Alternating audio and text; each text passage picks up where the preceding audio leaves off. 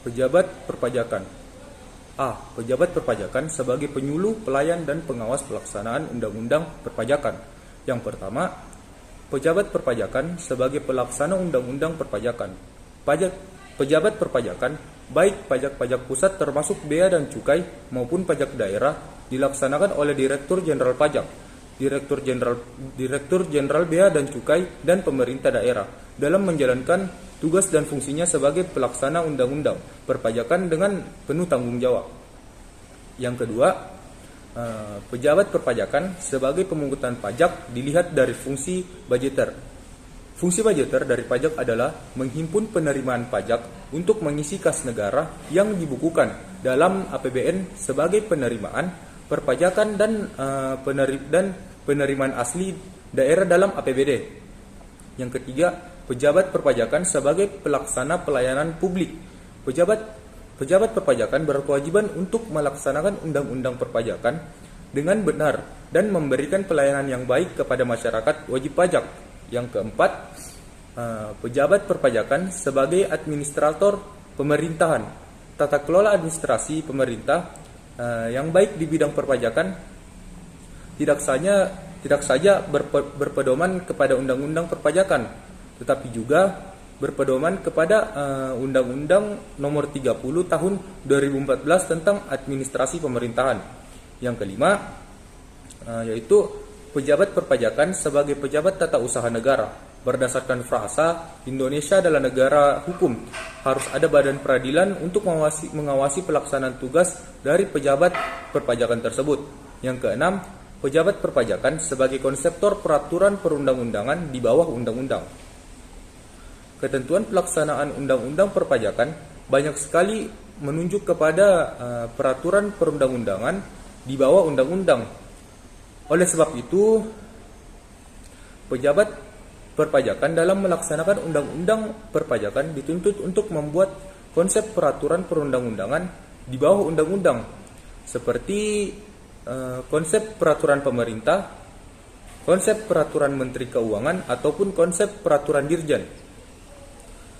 Berdasarkan uraian di atas, dapat disimpulkan bahwa pejabat perpajakan dalam melaksanakan tugas dan fungsinya harus berpedoman kepada yang pertama, yaitu Undang-Undang Dasar 1945 dan perubahannya, yang kedua Undang-Undang Perpajakan, yang ketiga Undang-Undang Nomor 25 Tahun 2019 tentang Pelayanan Publik, yang keempat Undang-Undang Nomor 5 Tahun 2014 tentang Aparatur Sipil Negara, yang kelima Undang-Undang Nomor 30 Tahun 2014 tentang Administrasi Pemerintahan, yang keenam Undang-Undang Nomor 12 Tahun 2011 tentang Pembentukan Peraturan Perundang-undangan, yang ketujuh Undang-Undang Nomor 48 Tahun 2009 tentang Kekuasaan Kehakiman, yang ke-8 Undang-Undang Nomor 14 Tahun 2002 tentang Pengadilan Pajak, dan yang terakhir yaitu 9 undang-undang lainnya untuk menjaga sinkronisasi. Selanjutnya, B. Kedaulatan rakyat atau kedaulatan kekuasaan. Kebijakan adalah suatu pilihan, berbuat atau tidak berbuat terhadap beberapa pilihan dalam mengambil kebijakan. Pemerintah atau kementerian sebaiknya tidak dengan memaksakan kehendak selaku penguasa. Menurut Profesor Surbakti, Orde Baru menganut asas kedaulatan kekuasaan dan bukan kedaulatan rakyat, maka tidaklah mengherankan perundang-undangan perpajakan juga mencerminkan kedaulatan penguasa, sehingga dengan reformasi pajak tahun 1994, nasib wajib pajak kembali menjadi objek, antara hak dan kewajibannya tidak seimbang dengan aparatur pajak. Bahkan pemberian kesempatan bagi wajib pajak untuk mencari keadilan di tingkat banding hanya terbuka bagi wajib pajak yang mampu melunasi hutang pajaknya terlebih dahulu. Kedaulatan kekuasaan masih terlihat pada masa sekarang. Contoh seperti peraturan pemerintah nomor 46 tahun 2013 untuk kesederhanaan diambil jalan pintas. Keluar dari prinsip utama dalam Undang-Undang PPH adalah penghasilan dengan alasan kesederhanaan bagi wajib pajak yang peredaran usahanya setahun tidak lebih dari 4,8 miliar yang dalam sosialisasinya berlaku bagi usaha mikro kecil dan menengah. Pajak penghasilan dikenakan berdasarkan peredaran usaha. Hal demikian menimbulkan ketidakpastian hukum yang seharusnya dianut oleh sebuah negara hukum.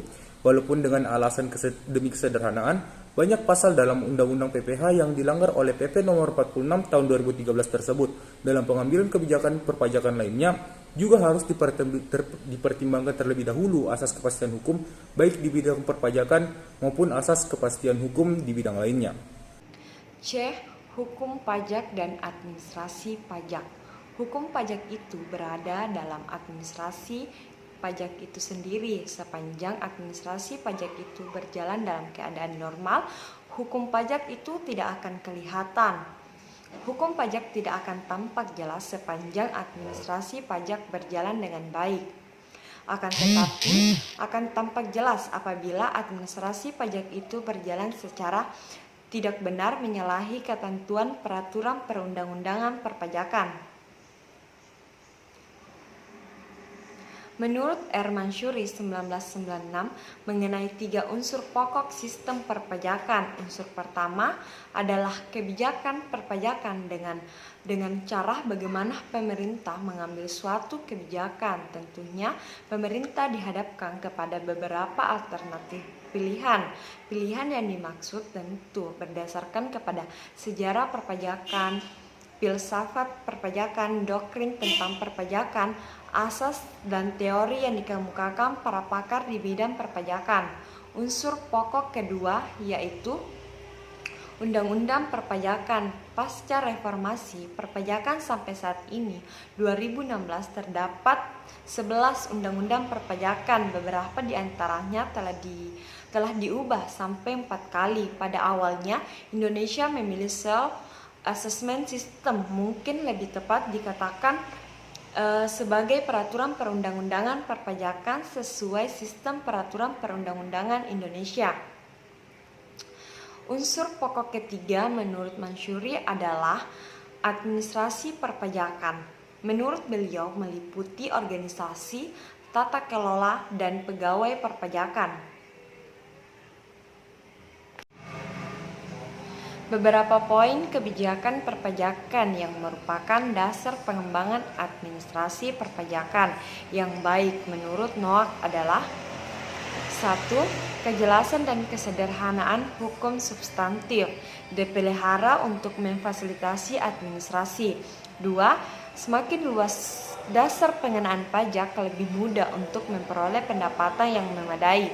Tarif yang tinggi ada kecenderungan untuk melakukan penghindaran pajak.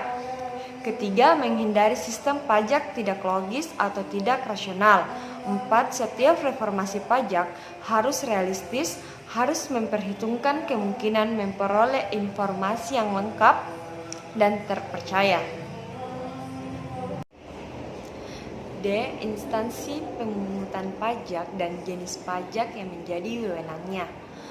Pajak-pajak pusat dipungut oleh Direktur Jenderal Pajak dan Direktorat Bea dan Cukai, sedangkan pajak-pajak daerah dipungut oleh pemerintah daerah, provinsi, kabupaten, dan kota.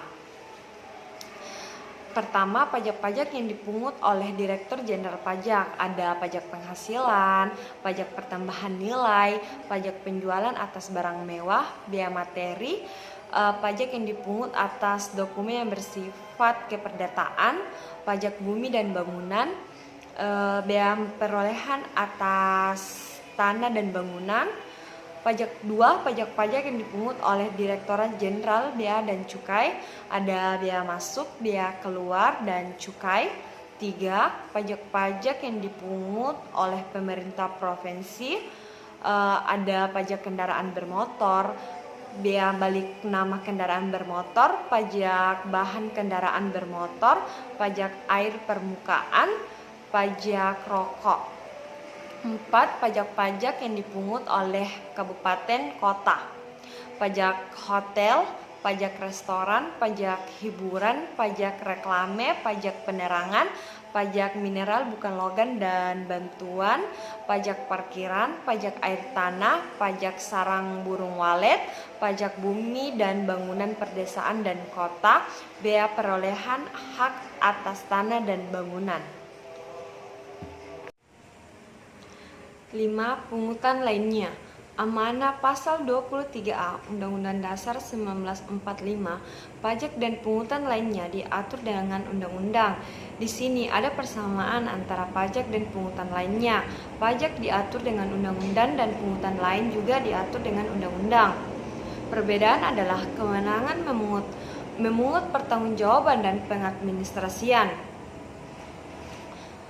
Pajak dipungut dan dipertanggungjawabkan oleh Direktur Jenderal Pajak untuk pajak pusat dan Direktur Jenderal Bea dan Cukai. Sementara ini, kedua lembaga dimaksud berada di bawah Kementerian Keuangan.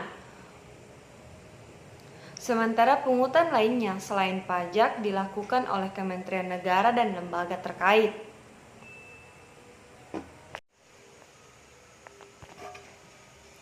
6. Tugas pokok dan wewenang pejabat pajak. Tugas pokok dan wewenang pejabat pajak, Ditjen Pajak, Ditjen Bea dan Cukai, dan Dinas Pelayanan Daerah dalam sistem self-assessment meliputi: pertama, pembinaan, yaitu penyuluhan dan pembinaan masyarakat agar pelaksanaan undang-undang perpajakan serta peraturan pelaksanaan di bawah undang-undang agar dapat dipahami oleh masyarakat dan dapat diwujudkan dengan baik. Kedua, pelayanan meliputi pengadministrasian, perorganisasian, dan penatausahaan terhadap pelaksanaan undang-undang perpajakan dan peraturan pelaksanaan.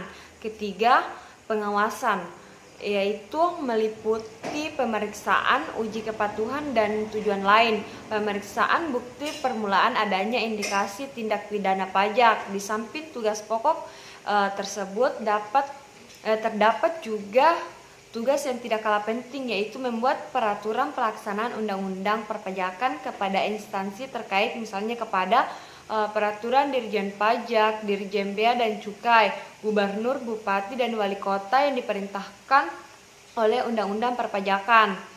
Pelaksanaan tugas tersebut bertujuan untuk terciptanya law information di bidang perpajakan dalam rangka mewujudkan keadilan bagi masyarakat pembayaran pajak.